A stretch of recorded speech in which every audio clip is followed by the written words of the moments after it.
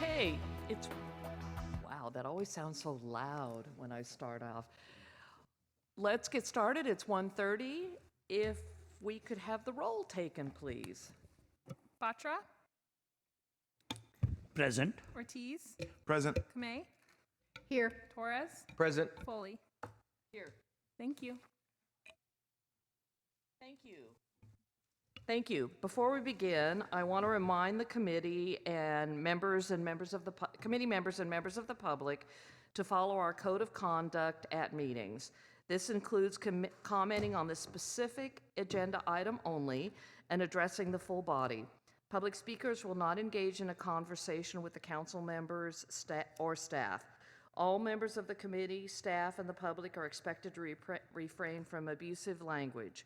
Repeated failure to comply with the code of conduct, which will disturb, disrupt, or impede the orderly conduct of this meeting, may result in the removal from the meeting.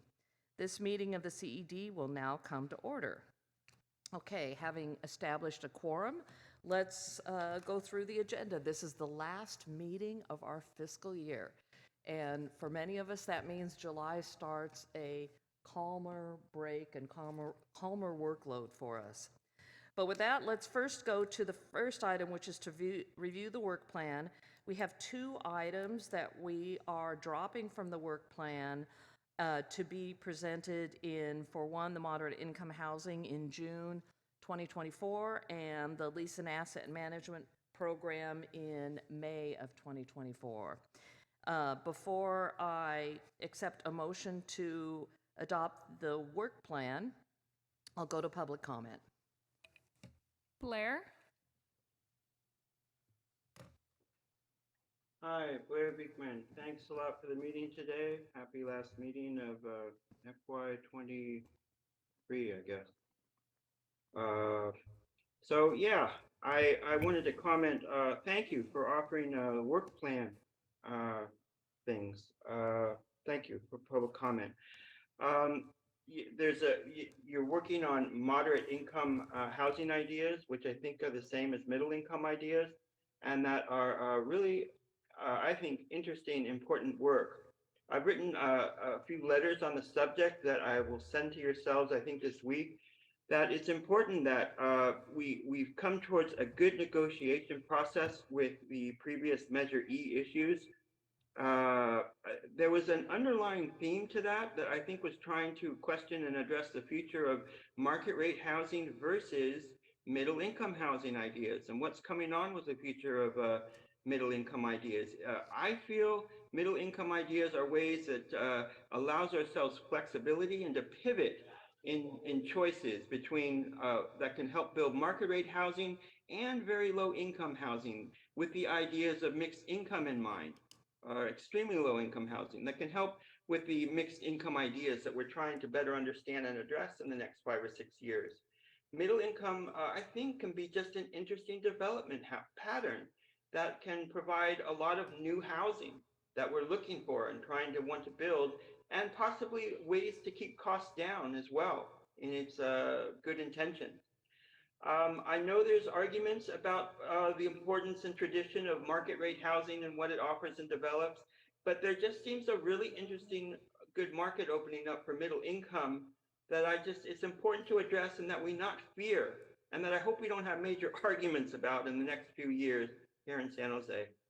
Thanks for your time and my early knowledge of this. Thanks. back to the committee. Thank you. Is there a motion to accept the changes to the work plan? So moved. Is there a Second. Great, let's vote.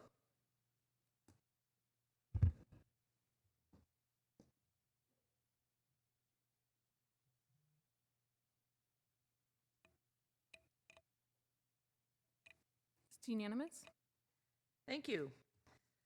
Moving on to the reports, we have no consent calendar. We have reports to the committee. The first one is the Downtown Annual Progress Report.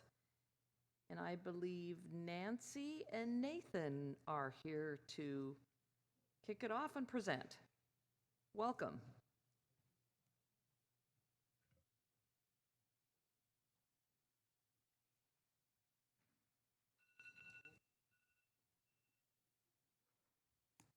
Good morning, Chair and CEDC Committee. Nancy Klein, pleasure to be here with you, especially since now the council meetings are officially done. We just can be slightly more relaxed here. So I'm very happy to hand this over to Nathan Donato Weinstein, who's already out the gate doing a great job downtown. Thank you so much, Nancy, and good afternoon, Chair Foley and committee members. Nathan Donato Weinstein, Downtown Manager for the Office of Economic Development and Cultural Affairs. I'm here this afternoon to present the 2022-23 Downtown Progress Report.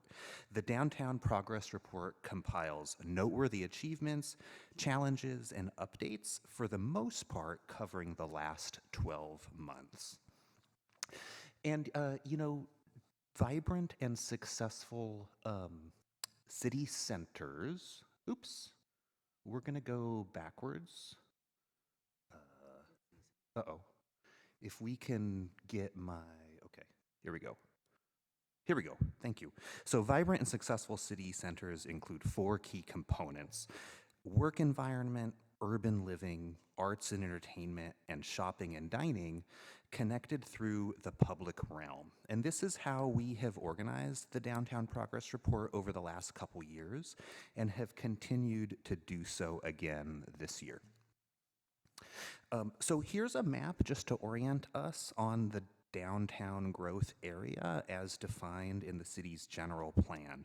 And even though San Jose State University has their own planning and permitting authority on site, we very much consider them an integral part of downtown's evolution and growth. And it's really important to note that San Jose State's 36,000 students and 4,000 plus faculty and staff are now fully returned to campus, shopping and eating in downtown businesses and filling residence halls, and really helping to support our downtown vibrancy. So we love to use the Downtown Progress Report as an opportunity to level set where we are from a numbers standpoint. And this slide summarizes some key vital signs in downtown. A key theme of the last 12 months is progress, but with some mixed economic signals. So the level of activity on downtown streets has definitely picked up over the last year or so, but still remains below the activity of pre-March of 2020. The industries that drove downtown's economy, commercial office and conventions and hotels and bars and nightclubs and the arts, SAP arena events, are seeing improvement, but at varying rates. And you can see this in 2 clear indicators that we often look at, which are sales tax and parking data. When you compare full year 2020 and 2022 sales tax collections, the downtown growth area has recovered a lot of its sales tax production and is on the right track, but it still does lag the rest of the city from a recovery standpoint.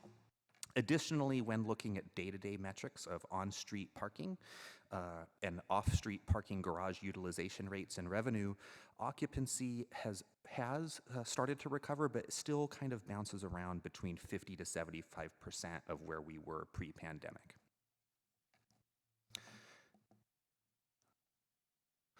Another way to track downtown's vital signs is by counting the number of people in it. And mobile device data gives us a sense of foot traffic. The University of Toronto provides a really fantastic tracker for selected central business districts in North America, including San Jose's, and it benchmarks device counts against 2019 numbers. And San Jose is in the middle line. I apologize for the graph not being super readable, but you can see is tracking in the right direction, especially since last summer, and we're even above some of our peer cities in the West. This is really good news and shows people are returning to downtown, but as we'll see, we believe this is largely being driven by events, arts and entertainment, San Jose State. So let's spend just a minute on our work environment. Downtown hosts approximately 3,000 businesses that employ about 34,000 people. And employment downtown is concentrated, with about 100 businesses employing roughly 20,000 people. The next couple slides will provide an update on downtown's office market. But you know, the biggest piece of really cool news over the last year was probably the spring move-in to Founders Tower, which is Adobe's 4th office building in downtown San Jose, which you can see here. This sleek new building provides capacity for up to 4,000 additional employees at the San Jose headquarters and deepens Adobe's already substantial commitment and involvement downtown as its largest private employer. Adobe aside, though, I want to be clear that commercial real estate activity over the last year was sedate. Unlike previous years, it was actually a challenge to find substantial commercial property sales for the progress report. And I want to be clear as well that this is not just a downtown San Jose thing. Commercial property sales have slowed really everywhere, in large part thanks to higher interest rates and some challenging market fundamentals. We did see over the last year the transfer of several important properties downtown, however. Office leasing during the year saw a couple of new and expanding office tenants, including tech company Sienna, consumer photo printing service Shutterfly, as well as public agencies like the Santa Clara County Housing Authority. We also saw the renewals of the IRS and accounting firm Frank Reimerman. Our office vacancy stood at about 25% at the end of the first quarter. We'll see the new number come out shortly, and that equates to about 2.3 million square feet of available space out of our roughly 10 million square foot building base. We do expect this number will increase over the next few months for 2 reasons. Number one, additional space will come online unleased, which will increase the amount of vacancy in the numbers. And number two, as we all know, office tenants continue to right-size their space utilization nationwide. And in many cases, this includes consolidating or reducing their office footprints. That said, several exciting office projects continue to move forward, adding new supply to the downtown core. 200 Park Avenue from J. Paul Company is the largest speculatively built office development downtown at roughly 1 million square feet, and it's an exciting type of new tech-oriented office product for our city. Paseo is the redevelopment of the former Camera 12 Theater on the Paseo de San Antonio, which is 100,000 square feet of really cool, unique office space. And its ground floor retail component is largely leased already by 3 fantastic tenants. Eos and Nix is a restaurant concept from the Paper Plane Group. Urban Putt is a new indoor mini golf operator. And Unofficial Logging is a new axe throwing concept. And these tenants are already in there working to build out their spaces. So these and other projects really represent best-in-class office properties that will be well-positioned to capture tenant demand when it does recover. Next, taking a look at the residential part of our downtown, as we know, to really realize our true potential, downtown must attract significantly more residents and provide housing at varying income levels. We have approximately 21,000 residents living within the boundaries of the downtown growth area. This is a smidge lower than last year, but that's in keeping with a trend citywide and really statewide that saw a decline in population in a lot of large urbanized cities. The good news is that downtown has seen significant growth in units over the last few years, with 2,500 homes built since 2020. Since the last project report, however, we saw the completion of one project called the Taft, which is a beautiful project in the SoFa district, bringing 130 new homes online. Just want to give a shout outs to 2 super cool projects underway right now. One is called Aria, 87 affordable homes on a site that we used to own. It was a former city-owned parking lot at Almaden and Ballbach Street. It's reaching completion now as an affordable project. Meanwhile, Scape is the name of a project that will change the city's skyline when it comes online in SoFa. This is a 23-story project that will be targeting students attending San Jose State University, though it is privately developed and not a university project. We currently have about 5,500 units entitled or under planning review. That number's a little squishy based on how you draw the polygon. Unfortunately, high interest rates and construction costs have slowed many projects' plans to start construction. However, OED and PBCE continue to work collaboratively with developers to ensure they are ready to go when market conditions are ripe. Let's just cruise quickly through the ground floor scene downtown. Largely, we're talking the world of retail, food, drink, and consumer services. So downtown has seen something of a mini boom in new food and drink options over the last year, which much of it centered on the historic district.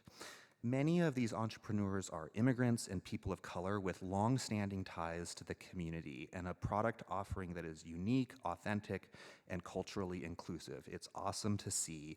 And we're happy to share that 15 storefronts grants were awarded to downtown businesses over this time period, totaling about $190,000 and assisting in filling various vacancies in the area. The memo that's posted for today's meeting, there's almost 2 pages worth of comings and goings. There are some goings, but there are mostly comings since last year's report, and this slide illustrates just a handful. I also wanted to note that it takes a village to build a city, and I'd like to acknowledge the hard work of the city's small business allies, the Downtown Association, the D3 Council Office, the Mayor's Office, and nonprofit business assistance partners in assisting many of the small businesses in our city in finding locations, accessing capital, and moving through permitting to open their doors. And we can all play a role in their success by patronizing them, telling our friends and family and business associates about the unique offerings and sense of place that these small businesses create downtown. So I hope you will all help us spread the word. The downtown arts, entertainment, and events scene has really provided a huge boost to foot traffic over the last year. So our Office of Cultural Affairs to date this calendar year has permitted 61 events, drawing an estimated 1.75 million attendees. Staff expects that we will surpass the number of events that took place last year, which was 70, as more events are reserved for the rest of the year. I've highlighted a couple recent events here on this slide. I know I missed a ton of really cool ones. I just want to make special mention of Viva Parks Downtown, run through our Parks, Recreation, and Neighborhood Services team, which activates Plaza de Cesar Chavez and St. James Park. With really fun activities like lawn games, live music, food trucks, wine and paint nights. They have some really great graphics you can all share on Facebook with the upcoming dates for this year. The progress report memo also highlights some of the public art additions and improvements over the last year, including the Ohlone tribute sculptures on the Park Avenue Bridge, which honors Native Americans who once lived along the Guadalupe River. That public art piece was restored following a multi-year process and is really worth seeing. As we wrap up here, the public realm can be defined as the spaces between all the buildings, such as publicly owned streets, parks, sidewalks, plazas, and open space. And the quality of our public realm is really vital if we're going to be successful in creating environments that people want to work, live, and play in. And so in downtown, we are lucky and proud to have a number of partners internally and external to the city working to improve the public realm and support a cleaner, safer community. So the Downtown Property-Based Improvement District services through Groundworks have a significant positive impact on cleanliness and safety. As we remember, in June of last year, the PBID renewed for an additional 10 years and expanded into Downtown West along East Santa Clara Street and the North San Pedro area. As part of the PBID expansion, PBID staff set to work on launching a new social impact team that will focus on building trust with downtown's unsheltered population and connecting them to vital services. This team will consist of 4 people, including a manager and 3 outreach ambassadors. And they'll be augmenting and supporting the city's primary provider of outreach and case management services downtown, which is people assisting the homeless or PATH. Finally, additional efforts to improve the public realm include improving our parks offerings. And so just as an update, the Pellier Park project is nearing completion now and should be open for public use in the fall. There's design progressing on 2 other public parks in the North San Pedro area. And I just want to give a big shout out to the Guadalupe River Park Conservancy, a huge partner for the operation and management of the Guadalupe River Park. And so the memo has a ton of really great numbers and stats about everything they did this year. But they also, of course, were heavily involved in the new Rotary Play Garden expansion project, which just celebrated a big milestone. And continuing the San Jose Walls mural program, which will produce 8 new murals throughout the river park. Finally, city departments are also working to improve the ways we get around downtown. And so the San Fernando Better Bikeways project is moving quickly on design plans and environmental clearance that is slated to be completed by the fall. And the downtown transportation plan was approved late last year, proposing a prioritized list of transportation projects designed to improve getting around downtown. And we look forward to the successful implementation of that plan. And guess what? That concludes this year's project report. There's always so much happening downtown. Thank you.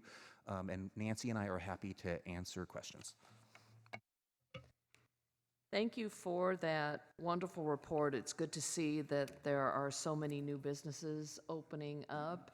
When we first came back to City Hall, it was a little bit of a wasteland and very difficult. A lot of businesses struggled during the pandemic. So it's great to see so many new businesses challenging themselves to open up in the downtown core with a lot of aspirations that they will be successful. And of course, having the San Jose State students here doesn't hurt. And it also doesn't hurt that City Hall is bringing more of its staff back too, which is a commitment of mine, and I know it's a commitment and interest of all of ours. Before I go to the committee, I will go to the members of the public. Blair? Hi, Blair Beekman here. Thanks a lot for this item. It is nice to hear businesses are coming back.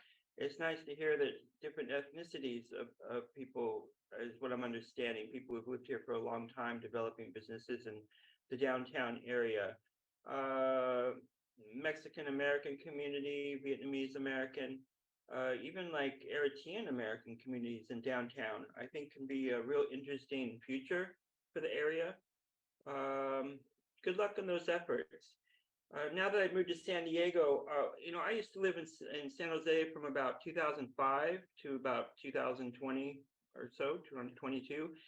And back in 2005 or so, it was always my first moving there, my hopes that I could see more mariachi and more norteño music in the downtown area. I don't know why that was always not happening.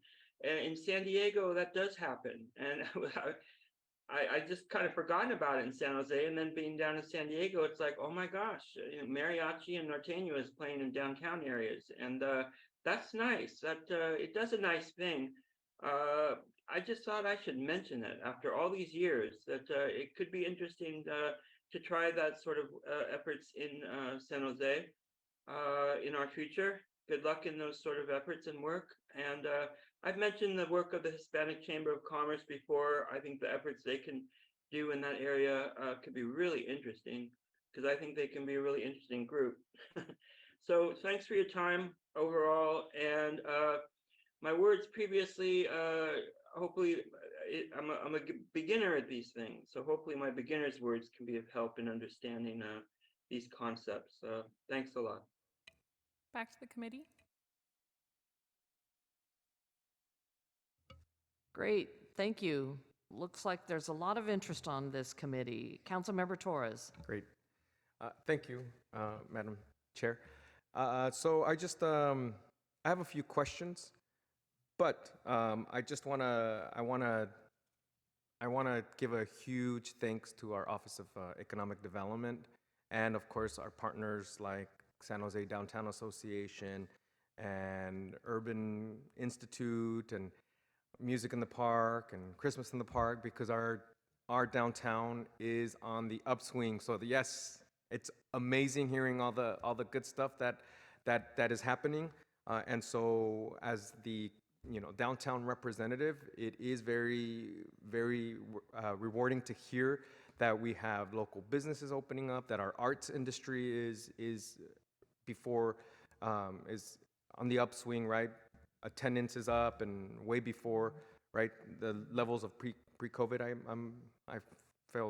I forget how to say that, but anyways, folks are coming back to our downtown, and that's great. I do have a couple questions though.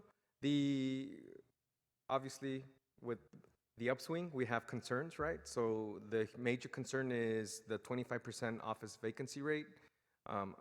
That slightly increased from the last time we were here, right? Yeah, the last time when we had Q4 numbers only, we were around I think 23. So we're kind of moving up on that. Okay. I was recently asked a question at a Chamber of Commerce event, and the question was to bring people back to downtown San Jose. As a downtown council member, Omar, how do you feel with converting office buildings into housing? How do you all feel about that? Nancy Klein, Office of Economic Development. It's a very fair question, and some people are beginning to ask it. And we've begun taking a look at it, having conversations with staff, including planning, building, code enforcement. What the developers will tell you is the older buildings work best because of the layout, because the way the core and the utilities and the bathrooms are laid out. And we haven't had anybody proposing to us to do it. That was my next question, yeah.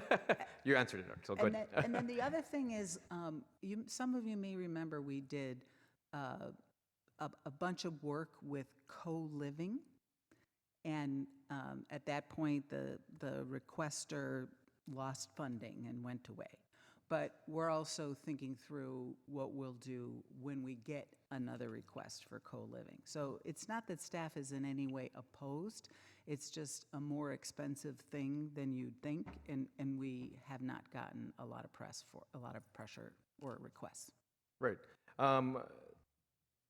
The old Bank of Italy, right? That's being converted into housing, right? So we do have one office tower that's being converted into housing, right?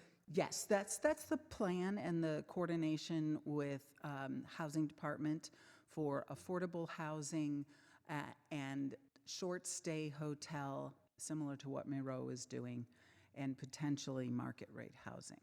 Right. No, thank you for that. And I'm excited to see the sales tax numbers, right? So 56% from 2020. That's incredible. That's huge. That means people are coming downtown San Jose, right? Along with a bunch of amazing small businesses from folks of color, right? Our BIPOC community opening up these shops. And so as a downtown representative, I've been to plenty of small business grand openings, or I've met with our small businesses regarding public safety and budget, and everybody's on the same page that we are in the upswing, which is a good thing, right? And in the summer we tend to do a little bit better, right?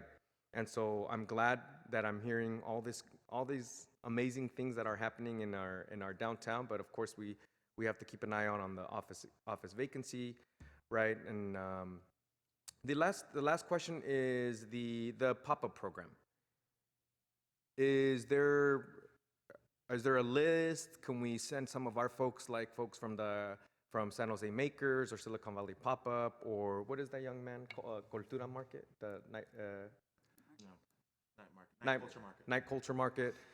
These are vendor associations where they have long lists of vendors who have been getting their permits, who have been getting everything from the city to be legit, right? Quote unquote legit vendors, because we have the unpermitted ones, right? So is there like a list, or who can we work with on that? Thank you. Yeah, so we're really excited about this pop-up program that will be targeting 6 to 8 vacant storefronts in downtown. to be programmed with folks just like what you're describing. We continue to work with our partner on kind of developing that agreement with them, and there is currently not a list. We want a list, and then we want to go out and pitch landlords on joining up our list, right? And so I would love to work with you and your office on Yeah. kind of who would be on your kind of best of list. I have mine, you probably have yours, Yeah, the Downtown Association definitely. has theirs. Definitely. Let's collaborate on that so that when we have our agreement in place, we're like ready to rock and roll and get folks into these spaces. Great, definitely. We can definitely do that. Yeah. Just want to add a little bit overreach on detail because we want to make sure you know that we want to do this soon, not Yeah. have this extend out. And there are 3 spaces so far that we think we've locked into. 2 are on the Paseo, working with Gary Filsetti, who is the owner of the retail on either side of the Paseo closest to San Jose State, and hoping to work with San Jose State on those 2. And then in Creativity, the open space, Chad, who's the director, has been very interested about creating a pop-up in the entry foyer. So, because it's nice looking space. So, Yeah. so we've got 3. We're really asking landlords to ask for no rent or very low rent in order to make this successful. Yeah. So as you're chatting with people, that Yeah. would be great to think about. Right. Before our motion, I also want to make sure that we are including sites like where the former Chase Bank is. Is when I walk down East Santa Clara Street, the old Chase, where a big, beautiful BART building is supposed to be opening up 10 years from now. If it's a beautiful location, it's huge, and it's important. It's important to make sure that these storefronts are activated. So it's also good to know that 15 out of 49 storefronts grants are from our downtown. So good job, SJDA and my office, because my office has been going out there too. So that's great. And with that, I motion to approve item D1. Second. Thank you. Vice Mayor Kamei. Thank you so much. I too echo the report as being so terrific.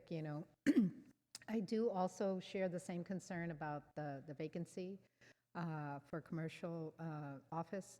I was curious as to whether or not the Founders Tower is going to be entirely Adobe. Is that like their expansion, or they're going to move from one area to another? Because that's a lot of space. It's intended to be fully Adobe, and Scott Ekman took us on a tour, and they are working toward 3 days back in the office, and they still have extra space. So Scott Ekman, Adobe, generous as always. San Jose State is working with them to use part of the building for classrooms, which is terrific. And there's the charter school, not charter school, but high school, that Hillbrook, thank you, took me a second. They're not going to be open on time, so Adobe Scott is accommodating part of their class load in the building so that they can start sessions on time. So being a true partner. Okay, so they're not shrinking in any way. They're actually expanding. They are doing some hiring. They're challenged. They work with San Jose State, and we asked the same questions, so thank you for the questions. And it's not that they've stopped doing hiring here in their headquarters, but they also are ramping up hiring in other lower cost areas. I see. Well, thank you for that. I also wanted to get a little bit of clarification on some of your data. And, when you're talking about downtown's medium household income, does that exclude students? Because I know you mentioned something about San Jose State having their own plan, and I just wanted to know a little bit more about the numbers. Yeah, thank you. That specific stat, and I think I had a footnote on it, but it might have been really small. That one was for 95113, and that's just census data, so American Community Survey data for that zip code. kind of the further out you draw the polygon and you start to pick up more of the student population areas, the lower you're going to drop that number. And in some areas, you're going to have like very low numbers, and it's going to pop up like red on a poverty map.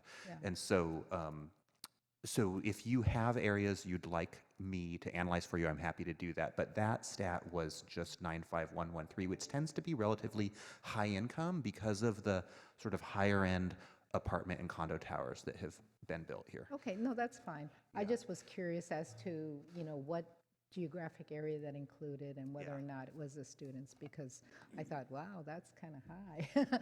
So, but thank you so much, and thank you so much for the report.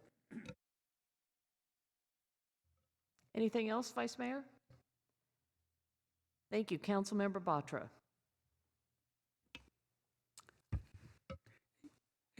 Thank you very much for the uplifting report that we are moving mostly in the right direction.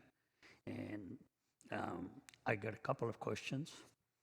Number one is the population which we say residing here, does that include the people residing in the dorm, students?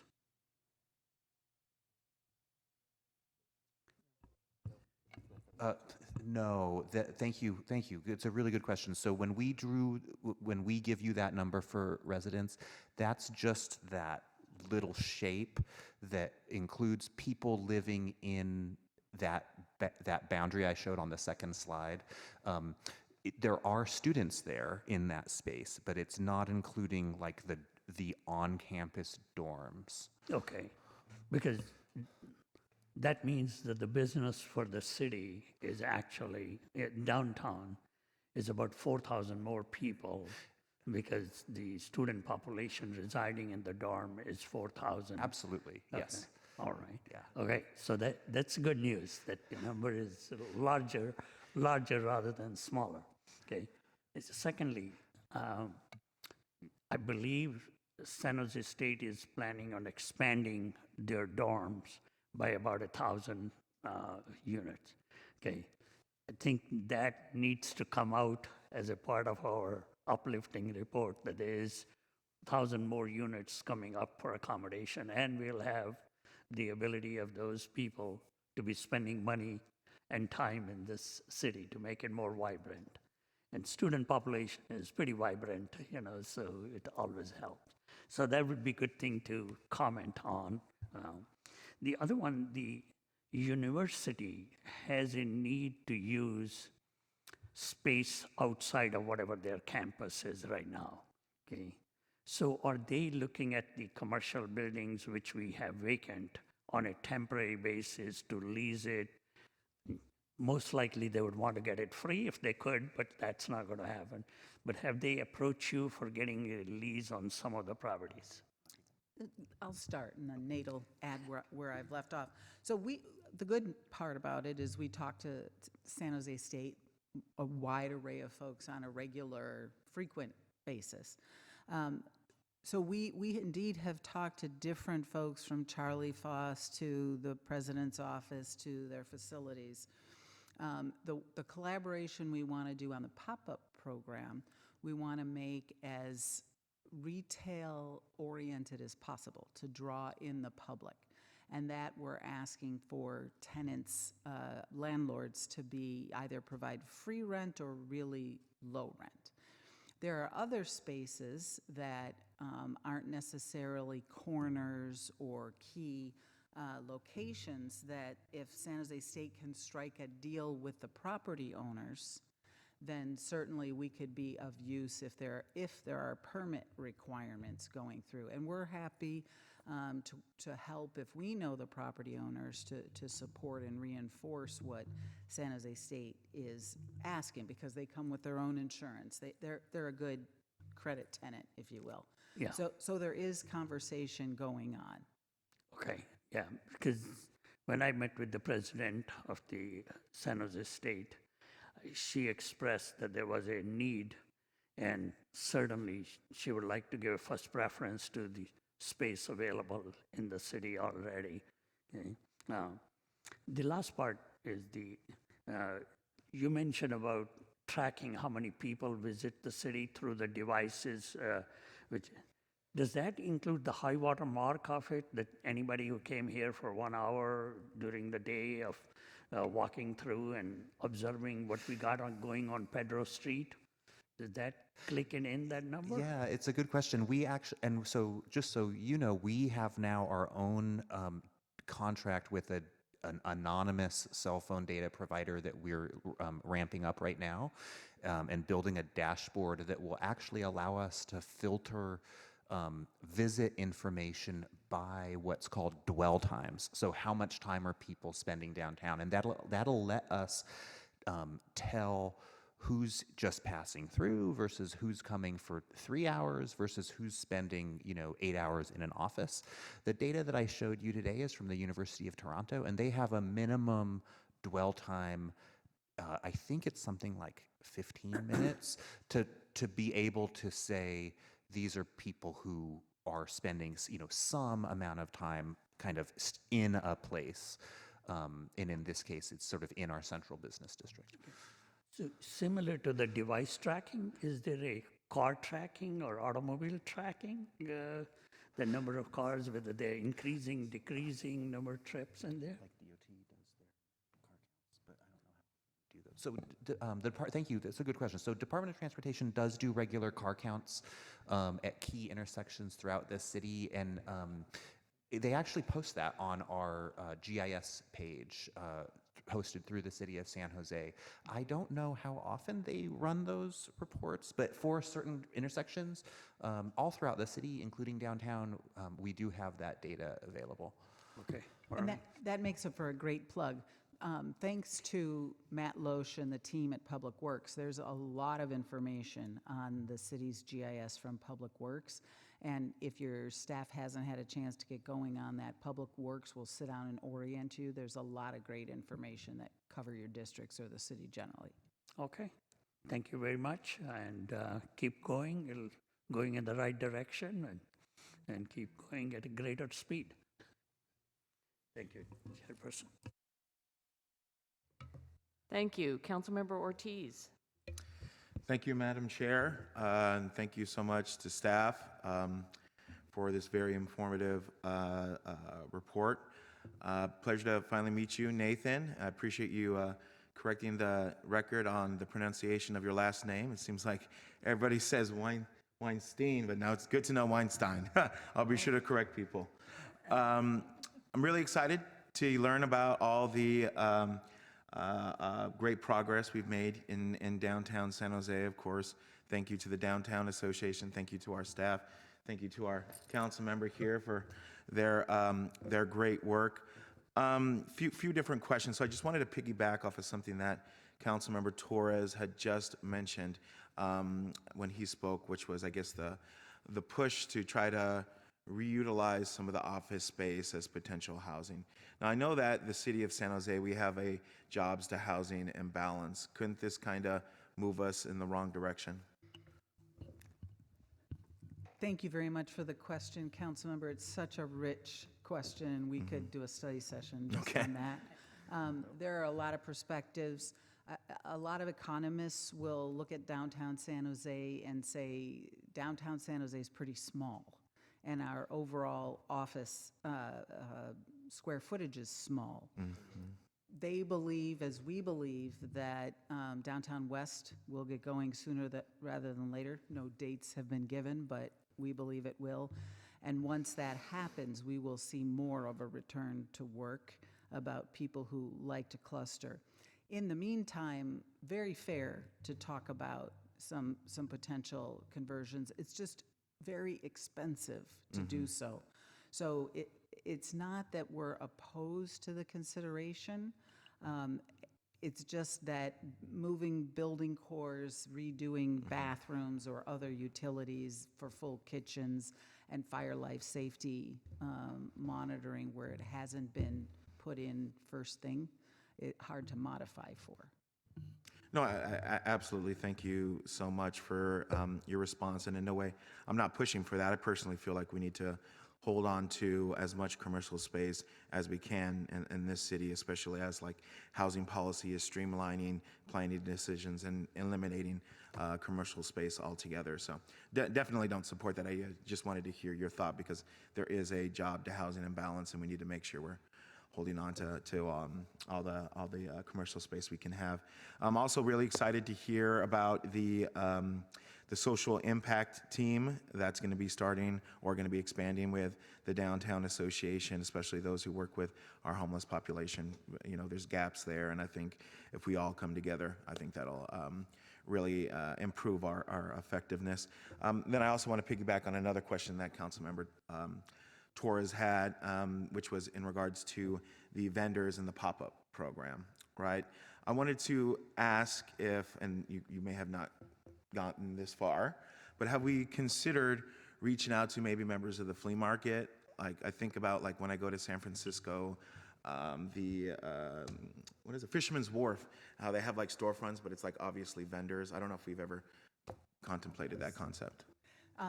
Absolutely, and thank you again so much for the question. The first thing, we're very much in the initiation stage, but we would like to consider a weekly market here on the plaza at City Hall. Oh.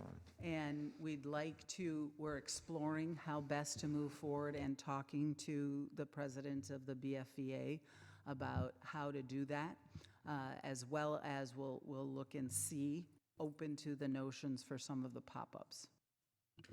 Great. No, appreciate it. You know, as others said, excited that we are kind of, the worst is behind us when it comes to downtown San Jose. Looking forward to the opportunity, and I'm glad that I can be around for the ride. Thank you so much. Thank you. Truly a really good report, but I do have one concern, and that is about some of our streets, the vacant buildings, the fires that have happened on San Fernando. What do we know about those buildings or those owners of the businesses? Can you give us any advance information on what's happening? And then I'm also concerned about pedestrians' sense of well-being and safety on our streets and how we're addressing that. There is a lot. I asked Blage to come down and talk about that one particular building. In general, there are a number of different things that staff are working on and hoping to move forward a set of proposals with Roseland, and then hopefully even before you come back from break, on activities that may have already been approved, balancing and mindful of wanting to keep the vibrancy or grow the vibrancy and work very humanely with the people who are needing our help and assistance. So there are several things going on, and Blage can best speak to the building on San Fernando. Great, thank you. Sure. Councilmember Foley, Deputy Director for Business and Economic Development, Blage Zalalich. So that building actually does have an owner that is engaged and wants to bring the building back to its former glory. And so there are some plans that are currently in with the planning PBCE and are under review. I don't have the latest update on timing, but certainly can follow up on that. But we know the owner is engaged and there are plans in, and there are many people anxious to move that forward as quickly as possible. Wonderful, thank you. And does that include the adjoining businesses as well? Because there's a couple that have been closed down Yeah, there's like actually a plan for a new business to go into the corner space that Okay. used to be PF Chang's. Right. And then Yeah, I've Mumbai seen that. Local. So there's a plan for a business to go in there.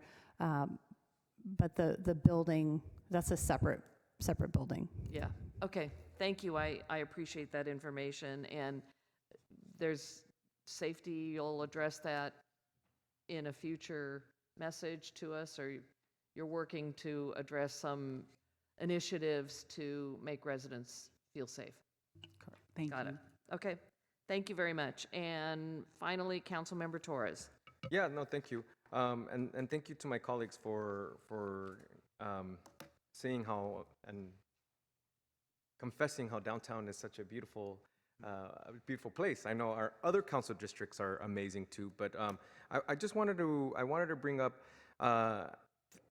Thank you so much for bringing up 95113. We all know that's the downtown proper, but to my colleagues on here, just want to let my colleagues know that 95113 is bounded by 95112, which is also our other downtown neighborhoods, and 95110, which is our other downtown neighborhood. So the downtown proper is 95113, and I know that Councilmember Batra asked about San Jose State. A lot of San Jose State students live in the 95112 or 95110 zip codes. So, but and then that, and also, I just want to let folks know that I know that a couple months back I made a comment that that we didn't have any locations for lunch in downtown San Jose. We do, as you can now imagine, we have more places to eat lunch on a Monday. So if anybody wants to join me on a Monday and have lunch, let's do it. So our downtown is amazing and open for business. Thank you. Let's vote.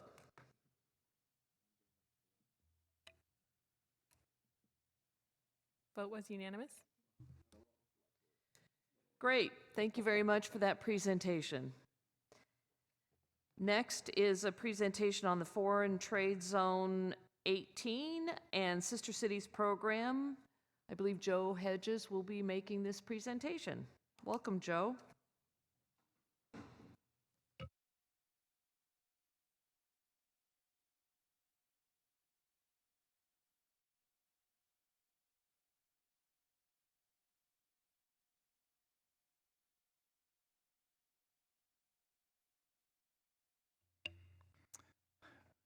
Good afternoon, Chair Foley and council members.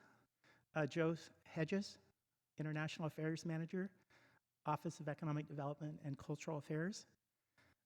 Today's report and presentation is to provide the committee an update of two city programs, the Foreign Trade Zone and Sister Cities, that are part of the OEDCA International Program. The Foreign Trade Zone is a federal program that was enacted into law by the U.S. Congress nearly 90 years ago. And next year will mark 50 years since the city of San Jose received Foreign Trade Zone status from the federal government. The city administers the Foreign Trade Zone as a public benefit for San Jose and the region to foster economic growth and to support jobs, manufacturing, and trade. The key federal partners for the Foreign Trade Zone are the U.S. Department of Commerce Foreign Trade Zones Board and the Department of Homeland Security, U.S. Customs and Border Protection.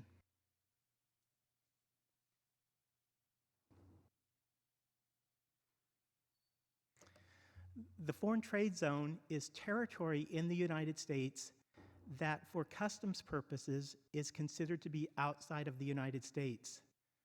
Foreign merchandise can be admitted into the Foreign Trade Zone duty-free. This allows the user to delay, reduce, or eliminate the federal duties on the imported goods. The typical activities of a Foreign Trade Zone are storage, distribution, testing, repair, and most importantly, manufacturing.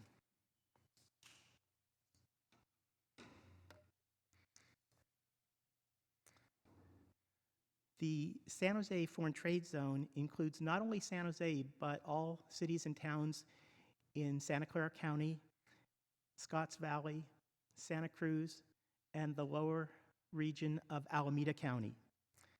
In 2012, the city redesignated the Foreign Trade Zone with the federal government, which resulted in accelerated growth for the program and also creating opportunities for small businesses. The primary change was that the federal government application and review was greatly streamlined, and this has been a great benefit to companies. There are currently 10 companies that operate their business as part of San Jose Foreign Trade Zone 18.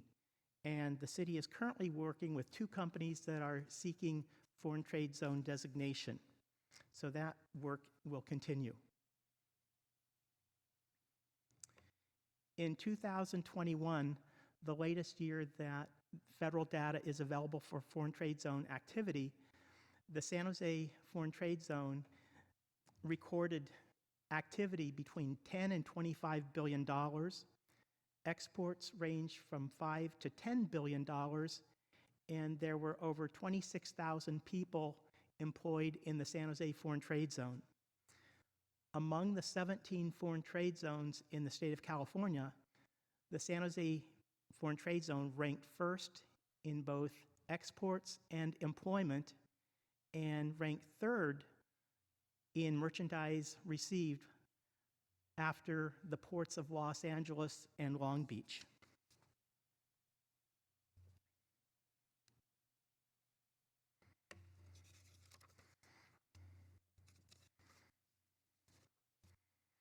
The Foreign Trade Zone is a program that enhances the global competitiveness of companies that are operating in the United States.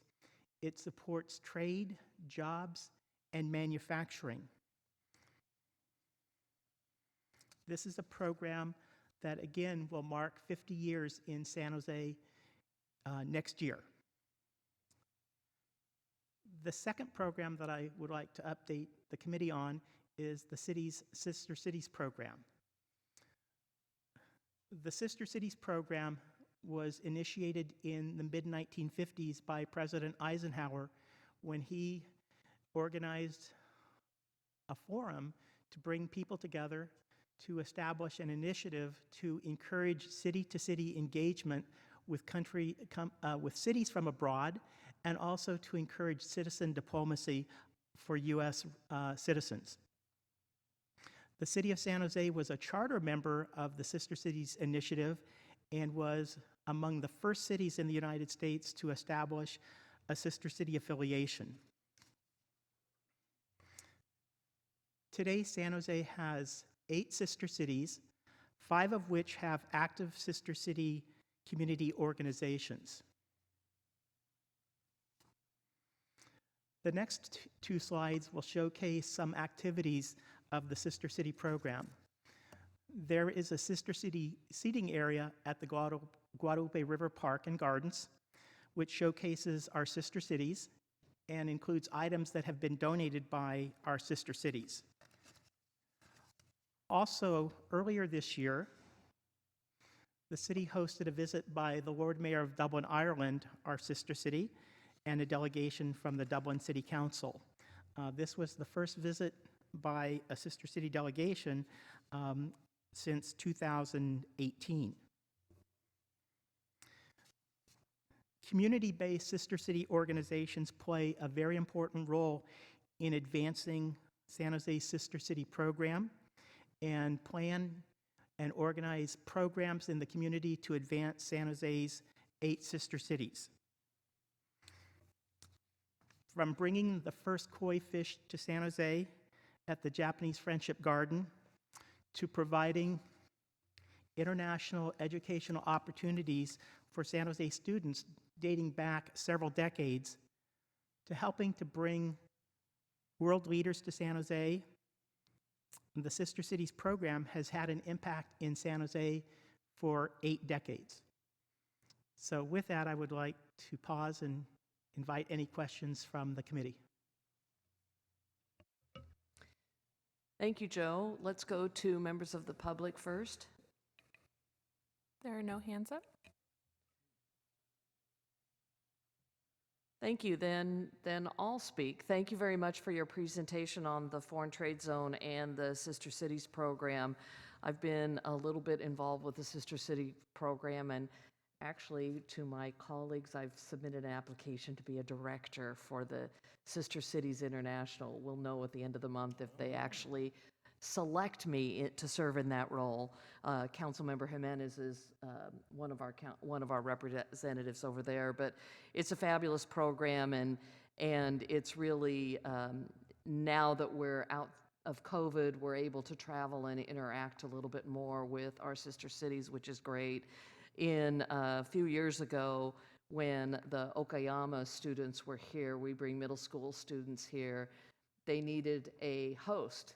They had a host who backed out at the last minute, and they called me up and said, do you know of anybody? And my response was not, do I know anybody? I raised my hand, and my husband and I hosted the middle school student for a week or so, and that was delightful to meet with this young woman from Japan and listen to what's going on in their world. Of course, pre-pandemic, so it'd be interesting to have a conversation with them now and be able to interact with Okayama in the ways that we have. And of course, our koi pond was created and inspired by them, so it's wonderful if we can keep our koi pond going and keep those fish healthy. And I know we had a theft over there, but hopefully we'll get some fish back there, and the koi will be happy swimming lively. So I don't have any questions other than to say thank you for the work that you're doing, Joe, in both of those programs. The foreign trade program is fascinating what we're doing. I learned about it in my first year on council. I had no idea we had a foreign trade zone, and it's beneficial to the businesses, but it's also been beneficial to the city of San Jose. So thank you for that. I see I have a council colleague, Council Member Batra, has some questions. Well, first of all, compliments to you for both of the reports on the foreign trade and the sister cities. Both are very important for our associations in the world. You know that the incident of this last year, which you have detailed in the report, that one of our sister cities, Gift, has been vandalized extremely badly. And we have to find some permanent solution to not only protecting a gift from one sister city, because these things obviously have a image issue to go with it. So I don't think at the moment we have a very good solution to that problem. And we need a long-term solution that we are able to protect these gifts and keep them looking attractive so that the people who come from other countries, they actually go and visit those sister city sites. So if you want to comment anything on that one, I think I've clarified. You've given me updates on that, but I haven't seen at the moment a very good resolution in the near term coming up. So. Hi, Nancy Klein popping in. One resolution is that technically is not in the overall city collection of art. And if we added that under the auspices of OCA, we'd have to add dollars from the council, making that available in order to expand our restoration and insurance services. Yeah, so I think all we are saying is need to come forward with some kind of a proposal to restore the image, because just happened to be one, but what I've discussed with Joe is that just restoring it may not be enough because it needs some other stuff to go with it so that it will stay protected in future. And it's not only just that one, it's the question of protecting all of our gifts from the sister cities. Somewhat challenging, and also very much looking to folks through different networks to get gifts to do the restoration as opposed to the city. All right, thank you. Thank you. Is there a motion to accept the report?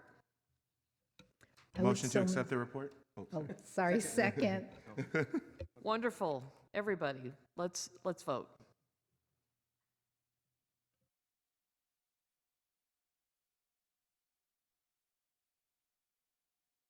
Vote was unanimous. Wonderful. Last report is the Housing Catalyst Team Work Plan Status Report, which may seem similar to what we heard last week with the housing element, although probably not as long and detailed. So welcome.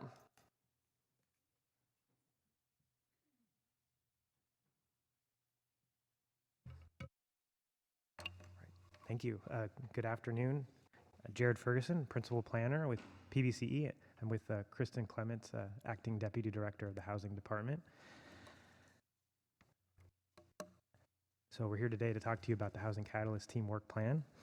In 2018, staff proposed the first iteration of the Housing Crisis Work Plan. The work plan proposed strategies and policy actions to help facilitate housing production for both affordable and market rate housing, with an overall goal of 25,000 housing units approved, under construction, or completed by 2023. It was our first effort to clearly communicate to the City Council and the public all the work we were doing or intended to do around housing production. As a part of the work program from 2018 through 2022, staff provided regular status reports to the CED Committee and to the City Council. These reports were an opportunity to provide updates on individual work items, add new work items, and report on housing production numbers. Additionally, as a part of the development of the Housing Crisis Work Plan, the Housing Catalyst Team was created that's composed of key senior staff from the Housing Department, PBCE, OED, and PRNS that are involved with implementing the work plan and meet on a bi-monthly basis. In November 2022, we provided the Council with the final update on the Housing Crisis Work Plan. Understanding that we had more work to do to address our city's housing needs, we wanted to continue the model established by the Housing Crisis Work Plan. The exercise of compiling a unified work plan related to housing has been a useful tool to organize and align our work across multiple departments. The development of the city's updated housing element provided us an opportunity to transition to a new model, and staff recommended the development of a new Housing Catalyst Team Work Plan at the November meeting. Incomplete and ongoing work items from the previous Housing Crisis Work Plan were incorporated into the development of the housing element. The closer alignment of the new work plan with the housing element has also given us the opportunity to expand the work plan beyond just housing production policies and programs, but also to include programs related to preservation and protection. Last week, the Council adopted the city's updated housing element. And with that adoption last week, we're here today with our first iteration of the Housing Catalyst Team Work Plan. This first version is composed of a subset of the over 130 programs proposed in our updated housing element. With the Housing Catalyst Team Work Plan, our goal is to identify near-term work that will be completed or started within the next 2 years. Additionally, other housing-related work items from staff or from the City Council can be added at any time. It may not be work included in the housing element, but work that is important to facilitate housing. And with that, I'll pass it to Kristen to talk a little bit more about our programs included. Thank you, Jared. And before I do that, A, thank you to the City Council for approving the housing element. And B, I wanted to commend Jared for all of his past work overseeing the Housing Crisis Work Plan. It's been a great experience working interdepartmentally on a lot of important work. So as we did this work, we knew we needed an organizing principle for the many work items that are in the housing element. And so we've adapted what was already working to the new plan. In attachment A, there is a list of the near-term work items, again, in the first couple of years of the housing element, and just an excerpt from a handful of the plans. For the assessment of fair housing plan is listed item I-14. All of the original housing element labels, if you will, are going to be kept in the Housing Catalyst work team work plan, so for ease of reference back to the housing element. But item I-14 is an assessment of fair housing plan, and I wanted to call your attention to this because it is a required document for the Department of Housing and Urban Development that basically replicates the analysis of how we could affirmatively further fair housing that we just did for the state housing element. However, the federal government That analysis needs to support our next 5-year consolidated plan for the use of federal funds from HUD. And so we are pulling out the analysis, and we're pulling out those strategies that most closely and most intentionally affirmatively further fair housing, and we're pulling that into this other plan, just so that it can be for a different audience, for the federal government, and hopefully use that for the next 5 years. So that should be coming to council shortly. Our plan is over the next 2-3 months is to bring that forward. Another program to call your attention to, of the over 40 production strategies that are in the housing element, the North San Jose overlay zones is a really near-term work item that needs to happen this fall.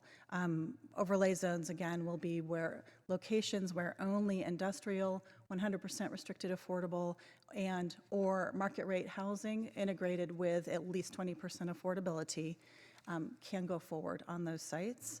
And so because zoning consistency work has to complete by next January under the state's guidelines, we need to get this work done this fall so that the zoning can occur and can come forward to the City Council. And finally, I'll note 2 items that help support preservation, but are actually a little bit different than preservation itself. The near-term work includes the Housing Balance Report, which is one of the strategies in the I section again, I4, and the nonprofit capacity building notice of funding availability, which we're working on quite hard right at this time with HR and AR consultant. That's item N4 from the housing element. So you'll be hearing hopefully more about both of those items in the near term. Thank you. So, and the next steps for this work is that we are going to be working on prioritization in July. We've already prioritized in terms of the timeline for the years, the 8 years across the housing element, but we also had metrics and milestones incorporated in the housing element that we do want to bring over to have a more refined version that goes to the City Council in August. So the plan is to bring that more refined version both to the Housing Commission in early August and the City Council by August 22nd. We are also focusing in the near term on a cost of residential development study session, which we're planning to occur in 2 parts. One on the cost of development, on feasibility of development for both market rate housing but also restricted affordable, and do that regular update. But at the same time, we think that it would be helpful to bring forward a comprehensive examination of the housing programs and policies that we have in place and kind of how they all fit together to support one another. So that will be a 2-part study session. And finally, the plan is for staff to report on housing production and on this annual report on policy work plan progress, first to this committee and then to council, each year aligned with the deadlines for the state for us to report on the housing element. The annual production report, the APR that goes to the state every March with a firm deadline, would be accelerated just a little bit, I think, and come first to committee at the end of February, then push forward to council for March. And that way we can, broaden the updates, if you will, while still trying to get all those state forms filled out. And then finally, we are determining the best way to communicate with the public ongoing, especially for our policy-related work plan items, but also our production numbers. And so we're going to be creating a new permanent web page for this plan that's easily findable on our websites, and also have useful links where folks can find out more background about individual initiatives that are on the work plan. And so with that, we are open to any questions you may have. Thank you. Wonderful. Thank you for that presentation. Let's go to members of the public first. Paul? Yes, Paul Soto from the Current Horseshoe. Can you hear me? We can hear you. Thank you. First of all, we need to accept that the housing policy makers, whomever you want to categorize them, have been failures. we can't keep acting, yay, hooray, clapping, like they've been successful. They've been successful in doing what they were charged to do, and that is create this deficit. And the deficit is very clear. 95 to 115% of market rate housing have been goal year after year. Those goals have been met from 2016 till today. 2016 till now, the same metric of ALI, VLI, and everything else never broke the threshold of 25%. People, quit looking at that statistic and thinking that somehow or another that's an opinion. It's a fact that that has happened and that it can happen only by design. We have to get to that point as a community. We can't keep lying about this. What needs to happen is this. This is my proposal. Market rate housing gets cut at 50% right now. You are not building more than 50% of your market rate housing goals until you have met 75, I'm not asking for 100, 75% of all the others. You meet 75% of those goals 3 years in a row. Once you have made those 3 years in a row, then we renegotiate and up market rate housing. Market rate housing, what you're going to do is if you keep meeting those market rate housing goals, you're going to influx so much cash and so much capital here, it's going to be literally impossible for you to meet any goals. And that would mean that this housing department is a failure. We need to accept that they are failures now so that we don't continue this and Back to the committee. Thank you. Vice Mayor Kamei. Thank you so much. I think it's so great and so critically important to have the integration of the different departments. I think that it's really, really going to help us in moving forward. As I was looking at your work plan for the Housing Catalyst team, I was kind of wondering a little bit about, actually it's the very first item, feedback from those with lived experiences in homelessness and in decision making. And that's not going to be completed until December 2025. I do know that there's a committee that is working together to give input and all of that, but I was just curious as to, like, maybe I'm misunderstanding the completion date, but it seemed to me that we would want their input sort of ongoing and that sort of thing, as opposed to having things completed at the end. Yes, thank you, Vice Mayor. I'd be happy to speak to that for a minute. Yeah, the intention for this is to create those systems and structures where more feedback from our clients, the people who use our programs, are integrated. And it's especially, of course, important with the homeless population because they're disproportionately residents of color as well. And so, yeah, there's several steps to this work. And so the first step is planning out some kind of cadence of meetings with the Lived Experience Advisory Board and other boards that are out there, because there are more than one. And so to talk through, again, in a kind of a more formal way, like, can we get feedback on, our programs in this following manner, or either on housing or the services that we fund, as an example. And another early task, which is listed on the next step to be doing over the next few months, is to look at the federal funding contracts that we have for services, as an example, to pick out those that would be appropriate to bring forward for this kind of, not only for us to be getting regular feedback, but also to require and ask our grantees to do the same with the money that we give to them. And so trying to select that universe of the appropriate contract vehicles will be happening after this fiscal year starts, and then to get lined up for next fiscal year's execution. So we agree with you. We think this is a really important one. Yes. I just, I guess I misunderstood the completion date being December 2025, and it seemed like it's so far out there that we should be doing a lot more earlier. And the other thing is that I do understand that there are many others sort of in this space. So I think it's great for our internal team, but I also think that there are other cities and other CBOs that are working with many in this community that I think that it'd be interesting to see how that gets sort of folded in as well. Because I think that one of the things that I see in the lived experience, it is extremely valuable, but there are many stories out there. I was at something on Sunday just listening to an individual who became homeless and the reasons why and how, and trying to be able to sort of access services. And I think that there are many, many, many stories that are out there that we can learn from. So I hope that it isn't just from the committee, but also with the CBOs as well as other cities as well. But thank you so much for your work. Oh, thank you. Thank you for your suggestions.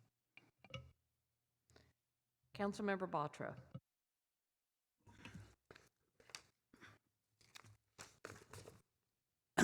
Thank you very much for the extensive work plan you presented and as an attachment. I'd like you to highlight a couple of things which will be of great public interest, okay? Not everybody may have a chance to read all that.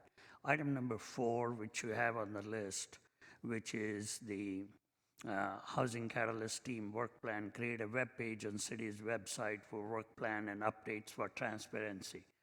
Could you just give a couple of comments so that people know that how you're trying to bring transparency and real-time information to the public and to the council and all the people that are connected? Sure. So our intention is to, we had a website with the housing crisis work plan, and it kind of displayed kind of the reports that we had to the committees. I think what we want to do with this new version is have a little bit more of a dynamic web page that really shows all the items on the work plan, and maybe as a place where we could have, a greater frequency of updates in terms of when, individual items are done, rather than, the public and the committee or council having to wait for items to be updated. And then also a place to try to create a better dashboard for our housing production numbers. So those are some of Kristen mentioned a little bit in our presentation, those are some of our thoughts and ideas about how we want the new web page to be structured and featured when we get it done. Thank you. And in the same vein, the item number 5, which is standardizing and streamline permitting fees application. There's a lot of interest of the public in the permitting and fees, and number 1, knowing what the requirements are, and number 2, whatever the requirements are, people want these things to happen consistent and fast. So tell us what people are likely to see there so that they can feel, because I get multiple emails on this subject every day, and why don't you share it with the public, what's coming their way?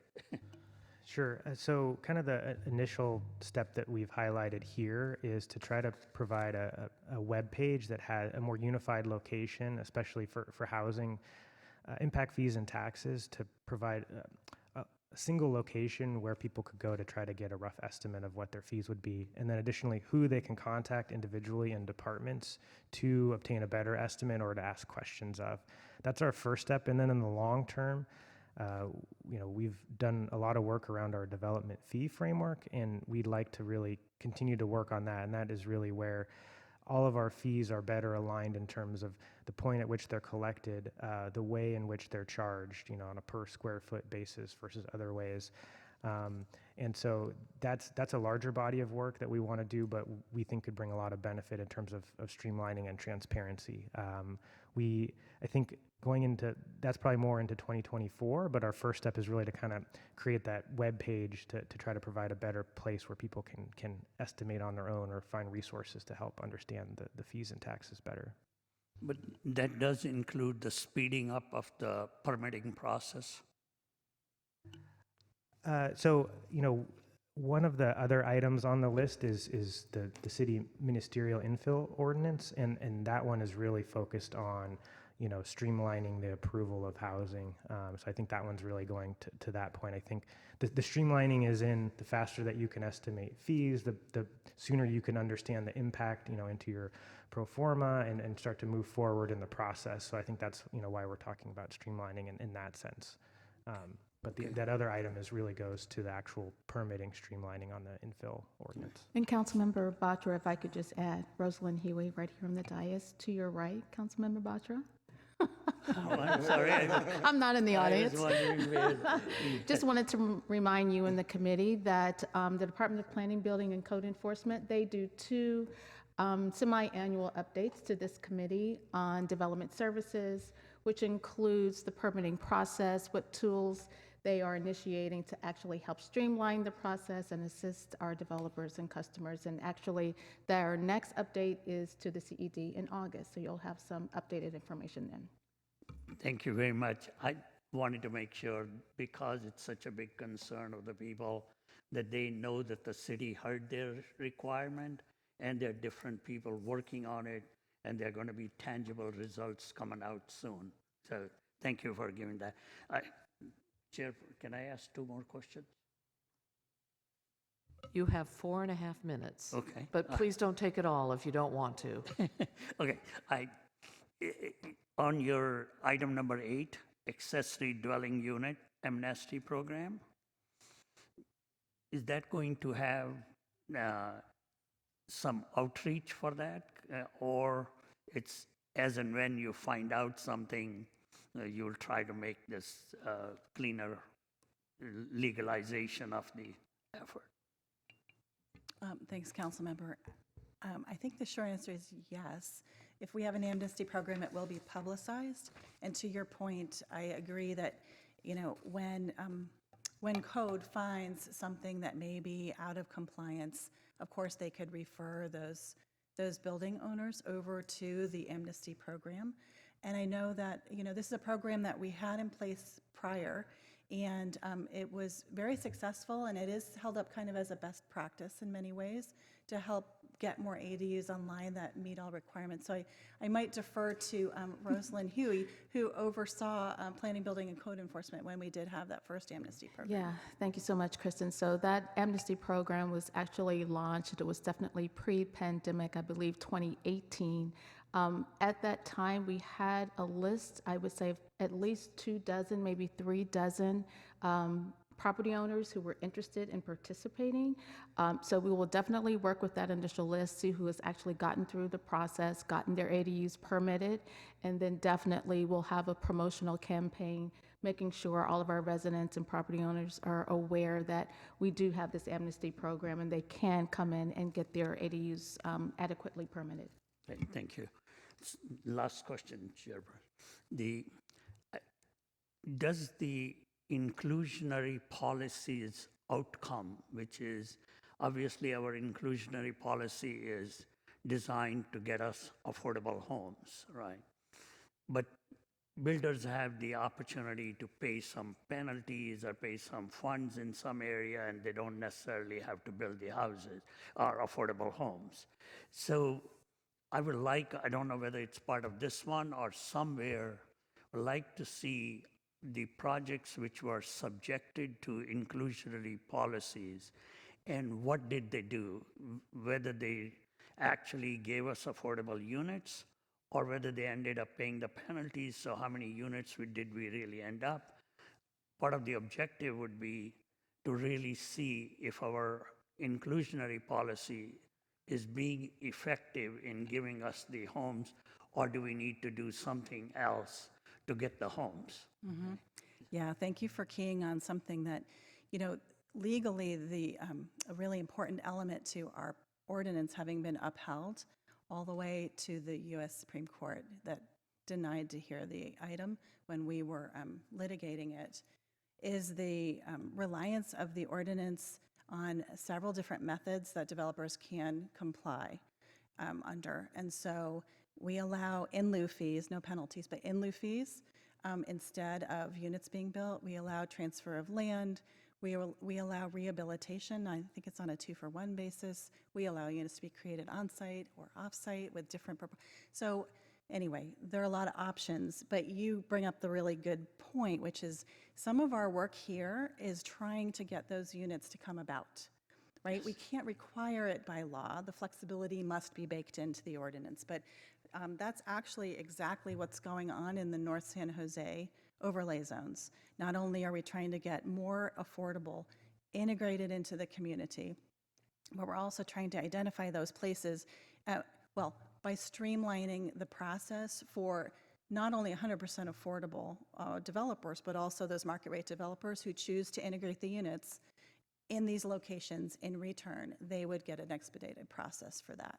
Yeah. So yes, we're trying to figure out how to incent the units to come about, and then periodically, as part of the development fee framework, look at the fees, make sure that they are not burdensome, and that the fees don't discourage building of units either, right?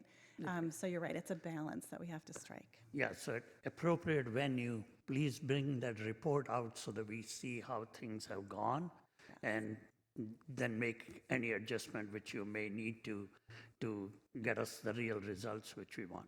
Thank you very much. Thank and I you. used up all my time, Chair, and thanks for the report and great work plan, and look forward to attending your study sessions, which we have been requesting for a while.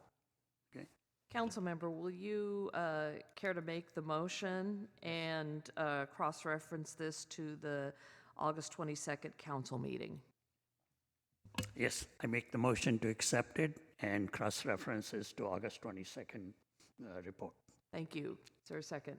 I'll second that. I also have a, Wonderful, thank you. Vice Mayor Kamei. I have a quick question. I know that the original work plan in 2018 had the 25,000 units that you were working towards, and I didn't see what the result was. I know that we have new numbers in terms of looking at the 62,000, but you had 15,000 as a goal for market and 10,000 for affordable. And I was just curious as to. Yeah, so I don't have the exact numbers. I can get you the exact, but so overall it was 15,000 for market rate and 10,000 affordable. We did meet the market rate goal, in terms of approved, under construction, or completed.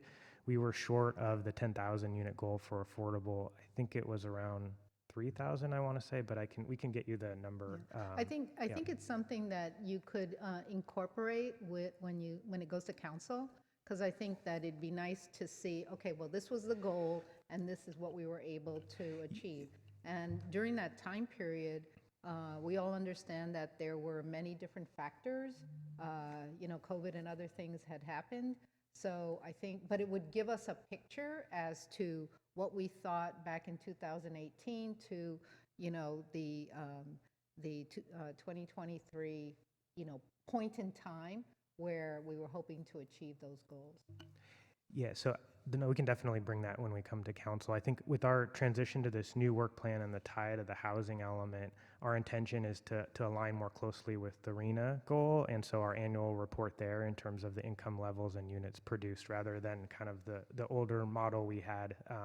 But we can bring a discussion in terms of those numbers and our annual progress to council. I think that's really important. I think that, in terms of being able to know how we're moving towards our goals is something that we can take a look at and understand, any adjustments that need to be made.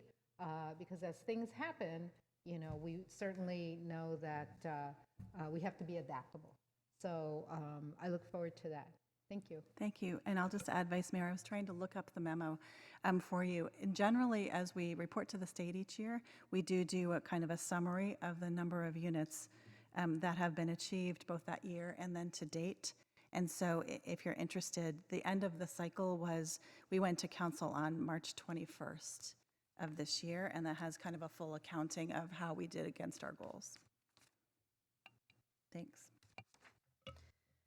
Thank you. I'm actually very excited to see the ADU amnesty program brought back. We brought that in 2019, and that was a good program to convert those ADUs into permitted units that have, with the permitting, brought them into a higher quality of electrical and utilities and livability for the tenants who are occupying them. So I'm glad to see we're bringing that back.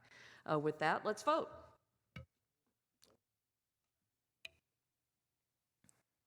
Vote was unanimous. Thank you. That concludes the regular part of our meeting. Now it's time for open forum. Blair?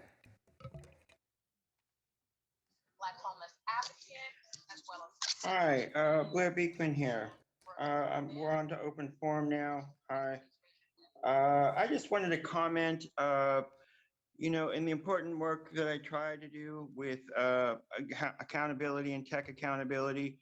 The future of, in San Diego, they're working on smart kiosks issues, which is a big issue at this time. It's a new fad for local cities or downtown areas, the whole process. They don't talk about it very well. They're pretty afraid to talk about the technology involved, in a smart kiosk. And I think a lot of people are actually kind of afraid of this technology. They're not quite as embracing as you like to think they are. I think we have to very much consider that it's the open public policies and the accountability practices that we offer as a city that people can trust and that can be excited about and say, wow, this is practicing like a lot of decency and a lot of good. That's the kind of stuff you should be considering as innovative and what would be interesting to people when they work with downtown kiosks in the future. I think that's the important combination, and how that actually works towards a future process of overall participatory open democracy. I mean, when you start talking about our future of tech in those terms, that's interesting. And you guys don't want to talk that way, do you? How do you want to talk about tech? As what sort of data collection prizes will be won? Who is the coolest innovator of new data collection practices? And aren't they suave and special? That's how you guys want to talk about tech. There is a whole different level of open participatory practices that should be exciting and hopeful and bring people into downtown in the future. Thank you. Back to the committee. Thank you. We stand adjourned. See you in August.